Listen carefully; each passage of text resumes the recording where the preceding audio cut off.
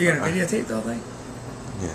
It's just I'm here with athletic trainer at Ocean Township High School, John DeSimony, otherwise known to students and athletes lovably as D or Coach D.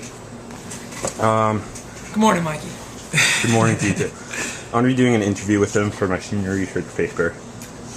Well, first off, what would you say is the, well, when you went to school to become an athletic trainer, what was the minimum education required? The minimum education required to become an athletic trainer is a 4-year college degree, but it can go all the way up to a doctorate degree. You can get your master's and doctorate in athletic training as well. So it would be like would it be like a PhD then? Yes. So, where did you obtain your degree? I went to William Patterson University. All right.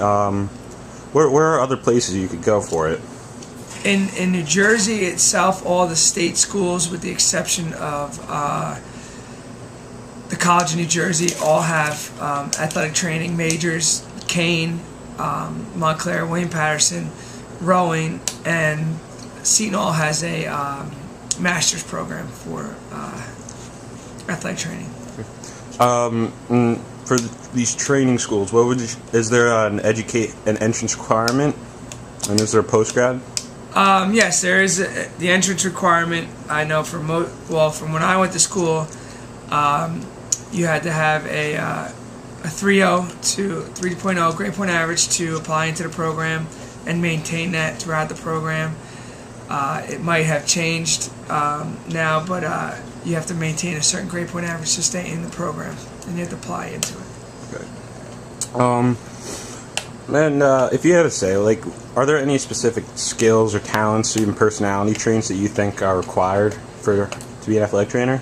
Absolutely. You need to be an assertive individual, an outgoing, someone who has good person-to-person skills, because you need to speak with different levels of people, whether it's the athlete, the parent, the coach, the athletic director, or the media. There are times where you do speak to the media. So you need to just be an outgoing person. Are there any health or safety issues with in this occupation? Just as in any healthcare profession, especially when you're dealing with wounds and whatnot, you do have to keep safe with blood issues when there's, because you are dealing with athletics, you're dealing with broken bones, you're dealing with just basic cuts and whatnot. So you need to keep yourself safe and use the proper protection when it comes to bleeding and whatnot. Now, when you first got your job, obviously your first athletic training job was not at Ocean Township. What was the prospect for the employment, like availability for the jobs around? When I first came out of school 15 years ago, it was still a growing field. It was there was a lot of openings, and I've actually worked in a physical therapy center during college, so I was able to network myself that way. Nowadays, I believe it is still an open field in the sense of people are becoming aware of athletic injuries, and the athletic trainer is the first line of defense with athletic injuries, especially concussions. So there are, it is opening up more doors, but more people are getting involved with athletic training. Good morning. Now, what would you say the usual hours for an athletic trainer are? Not just in high school, like in general. In athletic trainers, because I worked in pro sports as well, the hours are very abnormal. You never know when, what they are, depending on practice times, game times, rescheduled games, rain delays. So when I was in pro sports, I was putting in 16, 17 hours a day. Sometimes, going from one game, traveling to another game, and then getting right back out and not going home. But the hours are long. I think an athletic trainer kind of knows that going in, but just a rule of thumb is most athletic trainers are there an hour before the game's time starts and stays an hour after the game time starts, not including all the other physical therapy stuff that they do. All right. How would you describe a typical day as an athletic trainer in the high school? Organized chaos, in the sense of you never know what's going to happen. Every day there is a different injury that could come out. Someone, you always have to be on your toes. You never know when an injury is going to come about, and you got to be ready for any situation at any time. What would you say is the most challenging part of the day? The most challenging part is probably, and the busiest part is probably is pre-game or pre-practice, because that's when all the athletes come in pretty much at the same time in a high school, and you have to get from taping to stretching to getting them out on time to practice. Whereas when you're in a college, you have set times for when they come in and when they don't come in. But the high school, it's the hour after school is organized chaos, but the physical therapy times is flows better. Now, what would you say is the best part of the day?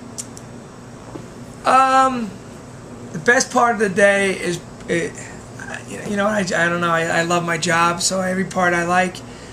But maybe the best part is when you see an injured athlete back on the field doing what they do best, and that's playing sports, and that's the best part. And would you say, in reference to what you just previously said about you love your job, do you think it's true that if you love your job enough, you'll never work a day in your life? Absolutely. Absolutely. I don't feel that when I come here that, I got to go to work today. I feel like, today's another day to go and do what I enjoy doing. Now, out of the 15 years you've been an athletic trainer, what would you say is the most memorable part of your job? There's a lot of different situations that are memorable in the sense of maybe a tragic injury that you've seen, which I've seen quite a few, or seen the athlete get surgery, come back from surgery, and get on the field. So I don't think I can isolate it down to one specific scenario. I think I can isolate it down to different categories: traumatic injuries, stories of athletes getting back to play after a traumatic injury, students going to college to do what you love to do in the athletic training. So seeing a broken bone coming out of the skin is pretty memorable, and you won't forget that. Yeah. Have there been any students who have graduated who have asked for a letter of reference for you, or have even come back from college to thank you for being a mentor to them? Yes, and that's, I think, the greatest part of the job.